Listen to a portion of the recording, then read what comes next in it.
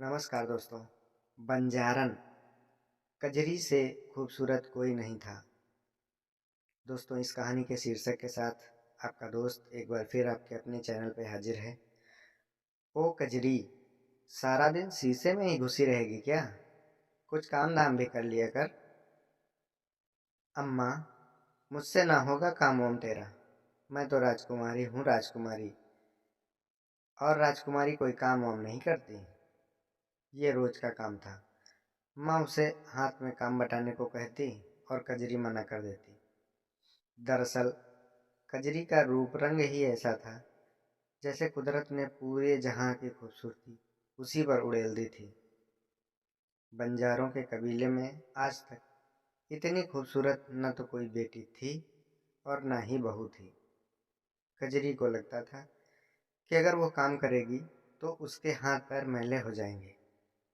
वो हमेशा यही ख्वाब देखती थी कि सफ़ेद घोड़े पर कोई राजकुमार आएगा और उसे लेकर जाएगा।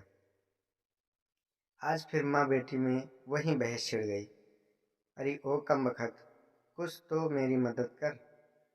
घर और बाहर का सारा काम अकेली जान कैसे संभाले? तुम्हारे बापू थे तो मदद कर दिया करते थे।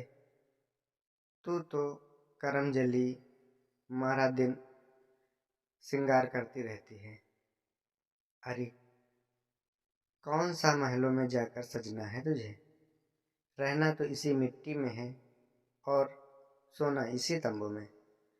देखना अम्मा, एक दिन ऐसा राजकुमार आएगा और मुझे ले जाएगा। तकरीबन 6 महीने पहले कजरी के बापू दूसरे कबीले के साथ हुई एक लड़ाई में मारे गए थे। जब से कजरी के बापू की मौत हुई थी तब से कबीले के सरदार का लड़का जग्गू कजरी के पीछे हाथ धोकर पड़ा था कि वो उससे शादी करे, मगर कजरी और उसकी माँ को वो बिल्कुल पसंद नहीं था। काला रंग, मोटा सा, हर पल पान मुंह में डाले हुए। जग्गू से दुखी होकर एक रात कजरी और उसकी माँ कबीले के बाहर निकलकर मुंबई शहर की तरफ चल पड़ी। वह शहर तक पहुंची तो उनसे दो शराबी टकरा गए, लेकिन कजरी कहाँ किसी से डरने वाली थी। बस जमा दिए उन्हें 3-4 घूंसे और आगे हुए तो सिर पर पैर रखकर भाग गए। जब ये सब खेल चल रहा था, सड़क के दूसरी ओर एक कार रुकी और जैसे ही कार में से एक नौजवान बाहर निकलने लगा तो वो कजरी की हिम्मत देखकर रुक गया। जब शराबी भाग गए तो वो कार वाला लड़का ताली बजाते हुए बोला, वाह, कमाल कर दिया। हर लड़की को आपकी तरह शेरनी होना चाहिए। वैसे मेरा नाम रोहित है और आपका? दोनों माँ बेटी रोहित को हैरानी से देख रही थी। कजरी ने कहा, मेरा नाम कजरी है और ये मेरी अम्मा है। कजरी, आप दोनों इतनी रात कहाँ से आ रही हैं और कहाँ जा रही हैं? आप जानती नहीं कि मुंबई की सड़कों पर रात को कितने मवाली घूमते हैं। चलिए मैं आपको घर छोड़ देता हूँ, वरना फिर कोई ऐसा मवाली टकरा जाएगा। बाबूजी, हमारा घर नहीं है। हम मुंबई में आज ही आए हैं और किसी को जानते भी नहीं हैं। बस रहने का कोई ठिकाना ढूंढ रहे हैं। कजरी बोली, ओह, तो ये बात है। अगर आप लोगों को ऐतराज ना हो तो आप दोनों हमारे साथ मेरे घर चल सकती हैं। मेरे घर में मैं और रामू काका रहते हैं। आज रात वहीं रुक जाइए, कल सुबह जहाँ सही लगे चली जाइएगा। इस वक्त अकेले रहना ठीक नहीं। रोहित ने अपनी बात रखी। मजबूरी में दोनों माँ बेटी रोहित के साथ चली गई। कजरी ने अपने बारे में रोहित को सब बताया। रात उसके घर में गुजारी और सुबह जाने की इजाज़त मांगी। रोहित ने कजरी की अम्मा से कहा, माँ जी, आप जाना चाहें तो जा सकती हैं, लेकिन ये अनजान शहर और जवान लड़की को लेकर कहाँ भटकोगी? आप चाहो तो यहीं पर रह सकती हो। वैसे भी इतना बड़ा घर है और सोना सोना लगता है। कजरी ने रोहित से पूछा, आप अकेले क्यों रहते हैं? आपका परिवार कहाँ है? मेरे माता पिता एक हादसे में मारे गए थे। रामू काका ने ही मुझे पाला है। अब तो यही मेरे सब कुछ है। ठीक है बेटा, कुछ दिन हम यहाँ रह जाती हैं, पर हम ठहरी बंजारन, कहीं तुम्हें कोई कुछ बोल न दे, कजरी की अम्मा ने बताया। बंजारे क्या इंसान नहीं होते? आप ऐसा क्यों सोचती हैं? बस आप यहीं रहेंगी, मुझे भी एक माँ मिल जाएगी। रोहित के जोर देने पर वे दोनों वहीं रहने लगी। रोहित ने कजरी को शहरी कपड़े पहनने को और वहाँ के तौर तरीके सिखाए। कजरी को पढ़ने का भी शौक था, इसलिए रोहित ने घर पर ही टीचर का इंतजाम कर दिया। इसी तरह 6 महीने बीत गए।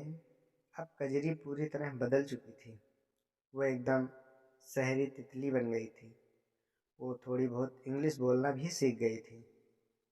अम्मा घर पर खाना वगैरह बना देती और कजरी ने रोहित के साथ ऑफिस जाना शुरू कर दिया। रोहित धीरे धीरे कजरी के नज़दीक आने लगा था। कजरी का भी जवान खून उबाल मारने लगा था। वो रोहित की मेहरबानियों को प्यार समझ बैठी थी और अपना कुंवारापन उसे सौंप दिया। एक दिन रोहित कजरी को एक बिजनेस मीटिंग में लेकर गया। जैसी ही मीटिंग खत्म हुई, रोहित जी ने मीटिंग वाले आदमी के साथ जाने को कहा। साथ ही ये भी कहा, तुम इन्हें खुश रखना और वापस आते हुए प्रोजेक्ट की फाइल लेती आना। खुश रखना मतलब क्या है आपका? मैं आपसे प्यार करती हूँ। क्या आप मुझे किसी और के साथ भेज दोगे? कजरी ने हैरान होकर पूछा। दोस्तों, कजरी की इस बात पर रोहित ठहाका लगाकर हंसा और बोला, एक बंजारन और मेरी प्रेमिका, तुमने सोचा भी कैसे? वो तो तुम्हारी खूबसूरती पर दिल आ गया था मेरा, इसलिए इस गुलाब की कली को बाहों में लेकर मसल दिया। मैंने तुम पर बहुत खर्चा किया है, अब उसके बदले में क्या मेरा इतना भी हक नहीं बनता कि कुछ तुमसे भी कमा सकूं? तुम्हारी एक रात से मुझे इतना बड़ा काम मिलेगा, कम से कम तुम्हें यह एहसान तो समझ जाना चाहिए। रोहित की इस तरह की बातें सुनकर कजरी की आंखों में आंसू आ गए। आंसू लिए कजरी चुपचाप उस शख्स के साथ चली गई। लेकिन अगले ही दिन वो अम्मा से बोली, चलो अपने कबीले वापस चलते हैं। बंजारन के लिए कोई राजकुमार पैदा नहीं होता। अम्मा ने कजरी के भाव समझकर चुपचाप चलने की तैयारी करने लगी और वे दोनों रोहित को बिना बताए अपने बस्ती की तरफ निकल गईं।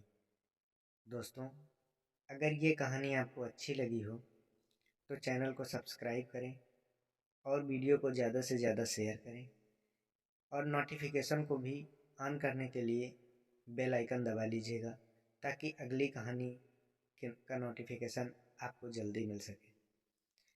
मिलते हैं अगली कहानी के साथ।